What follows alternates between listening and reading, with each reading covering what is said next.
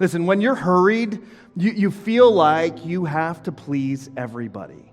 You have to help meet everybody's expectations of you.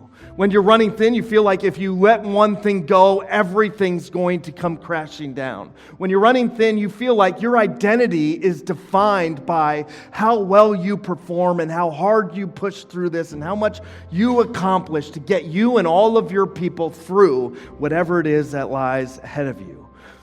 And when you can't, you know you're running thin and hurried if when something drops, your reaction and response is to come crashing to pieces.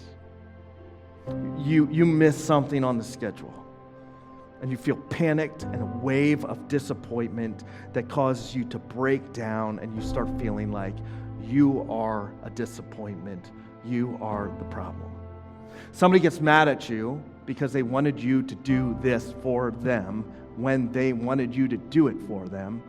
And when they express on Facebook or on the phone or in a text message with some little crazy emojis that you failed them, you come crashing down. You take the entire burden of that failure upon yourself and you internalize it, and it messes with you. That's how you know you are living a hurried life and running thin.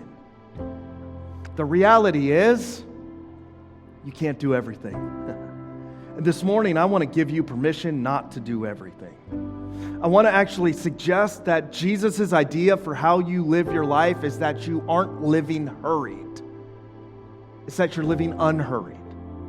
And I also want to suggest that if you live the way Jesus wants you to live to end up finding fulfillment, if you manage the margin of running thin the way Jesus manages the margin of running thin, you are actually going to disappoint some people, and you should be okay with that. That you will actually find yourself letting go of this rat race of trying to keep up with everything all the time, and you will actually end up in a much healthier place that will eventually lift all of the relationships it should lift around you. Because this is about finding fulfillment instead of running empty.